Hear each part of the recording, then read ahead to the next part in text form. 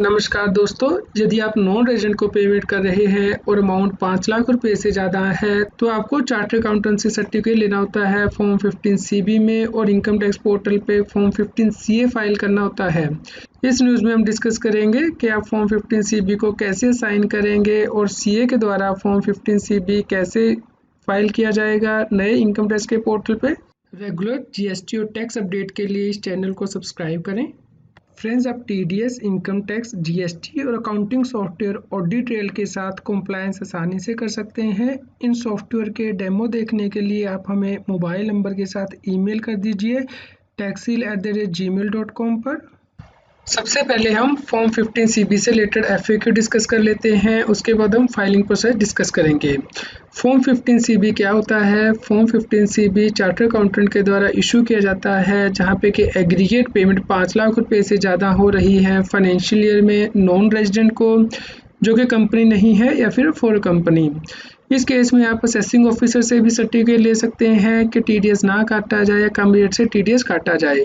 लेकिन यदि आपने सर्टिफिकेट नहीं लिया है तो उस केस में आप चार्टर्ड अकाउंटेंट से सर्टिफिकेट ले सकते हैं फॉर्म 15 CB में, जिसमें कि चार्टर्ड अकाउंटेंट पेमेंट की डिटेल सर्टिफाई करता है, TDS का रेट, TDS कितना काटा जाएगा और नेचर और पर्पस ऑफ रेमिटेंस सर्टिफाई करता है।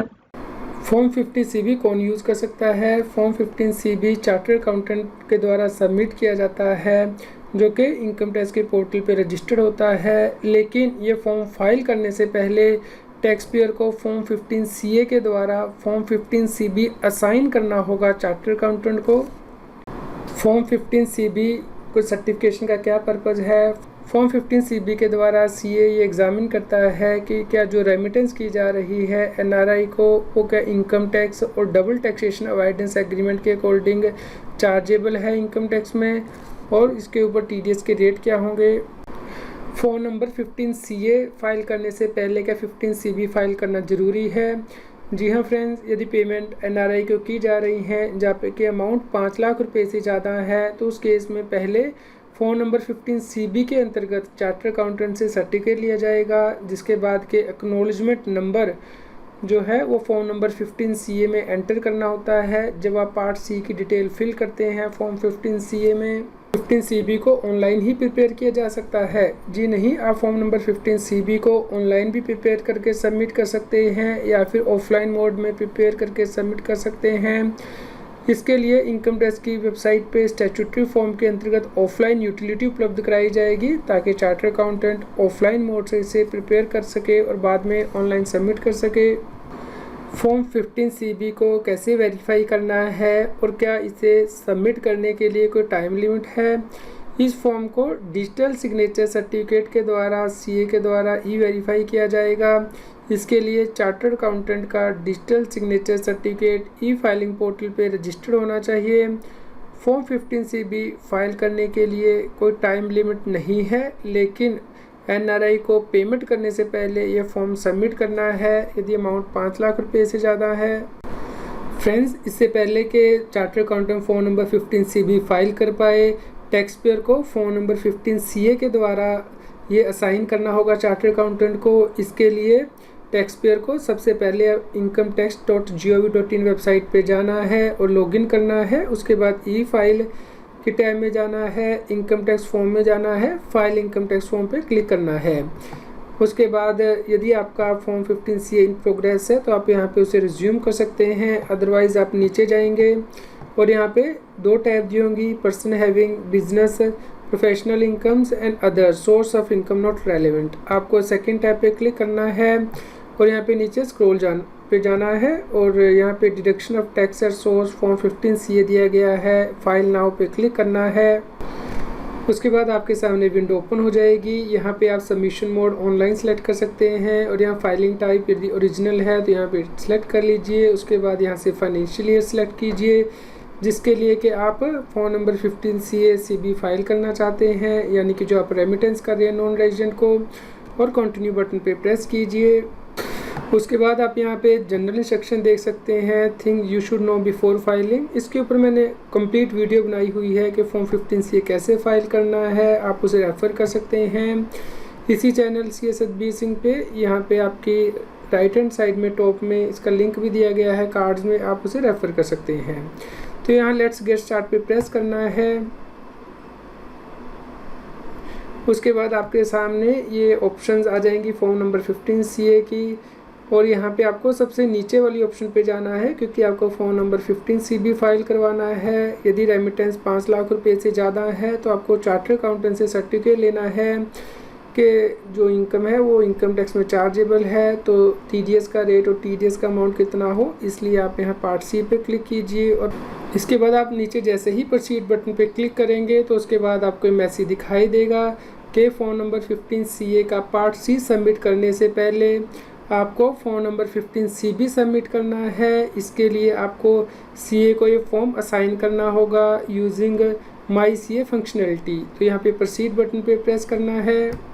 तो उसके बाद आपके सामने डिटेल ओपन हो जाएंगी, assign form 15 CB to CA यानी कि चार्टर्ड अकाउंटेंट। तो सबसे पहली जो यहाँ पे टैब है वो है रेमिटी यानी कि रिसिपिएंट की डिटेल, ये आपके पास होनी चाहिए। यहाँ पे आपको name of the recipient of remittance enter करना है जिसे कि आप पेमेंट करना चाहते हैं, और pan number of recipient of remittance यदि आपके पास अवेलेबल है वो आप यहाँ पे एंटर करेंगे। और यहाँ पे स्टेटस सेलेक्ट करना है कि क्या आप जो रेमिटेंस कर रहे हैं वो कंपनी को कर रहे हैं, फर्म को, इंडिविजुअल को, अदर्स को। तो आप अकॉर्डिंगली यहाँ पे चूज़ कर लीजिए। उसके बाद आपको यहाँ पे एड्रेस एंटर करना है, कंट्री यहाँ से आप चूज़ कर सकते हैं, और यहाँ पे पिन कोड भी आपको एंटर करना मैंडेटरी है। जो यहाँ पे रेड में एस्ट्रिक दिए गए हैं वो एंटर करने ज़रूरी हैं। इस प्रकार आप ये एड्रेस एंटर करेंगे। Principal place of business enter करना मैंडेटरी है, और ईमेल एड्रेस और फ़ोन नंबर आप एंटर करके सेव करेंगे। इस प्रकार आप यहाँ पे जैसे ही डिटेल सेव कर देंगे तो यहाँ पे देखिए टिक लिखा हुआ आ गया कंप्लीटेड। इसका मतलब है कि आपकी डिटेल यहाँ पे कंप्लीट हो चुकी है।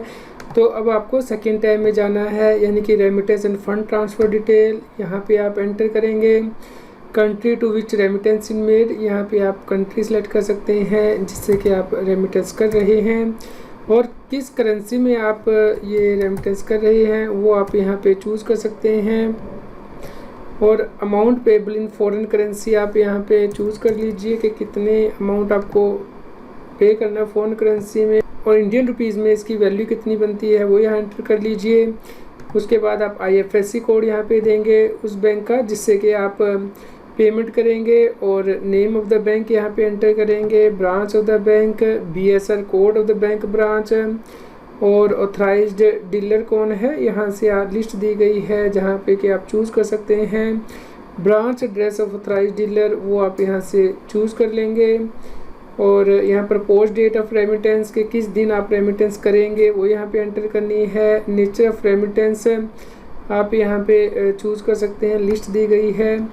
यहाँ पे आपको नोट करना है कि जो अमाउंट पेएबल हैं और बैंक डिटेल हैं जो कि CA के द्वारा यूज़ की जाएंगी फ़ोन नंबर 15 CB में, और ये डिटेल चेंज भी हो सकती हैं। ऐसा ज़रूरी नहीं है कि फ़ोन नंबर 15 CB को फाइल करने के बाद ये डिटेल चेंज नहीं की जा सकती, तो ये डिटेल चेंज हो सकती है। यहाँ पे सेव बटन पे प्रेस करना है।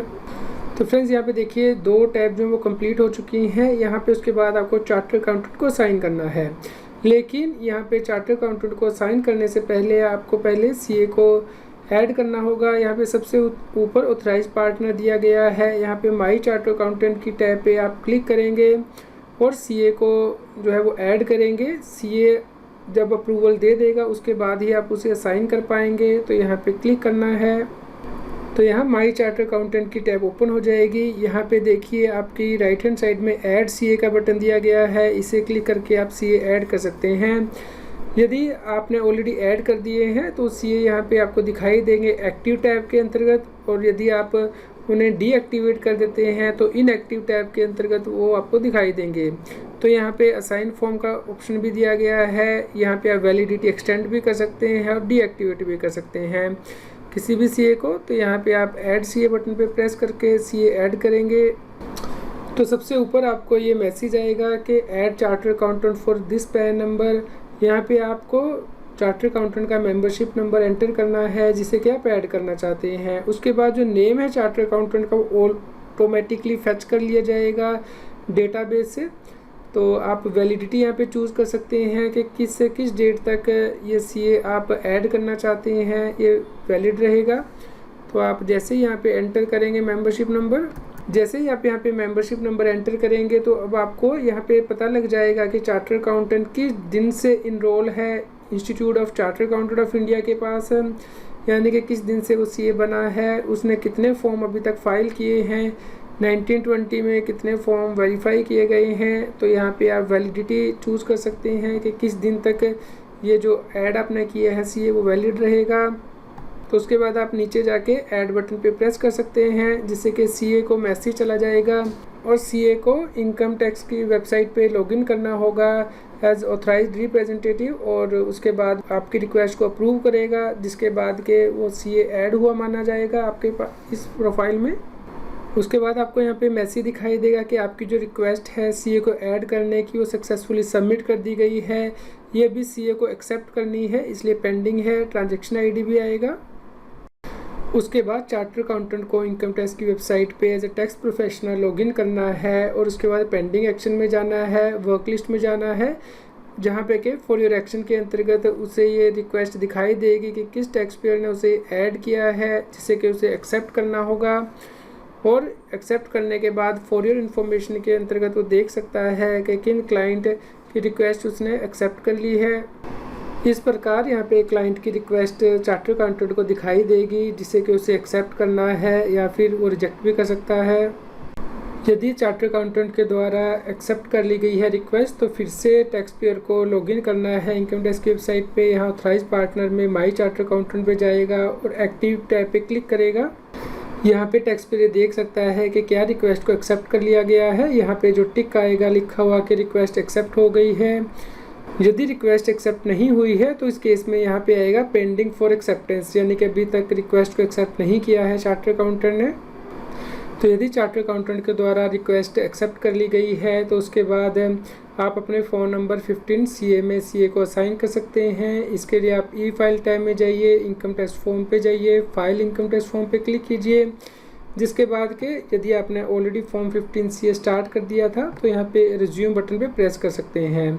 अदरवाइज़ आप नीचे अदर सोर्स ऑफ इनकम में जाके फ़ोन नंबर 15 सीए यहाँ पे फाइल कर सकते हैं और पार्ट सी के अंतर्गत जो डिटेल है जो सी आपको असाइन करना है वो आप फिल कर सकते हैं। इस प्रकार आपको यहाँ पे चार्टर्ड अकाउंटेंट सीए डिटेल की टैब पे क्लिक करना है।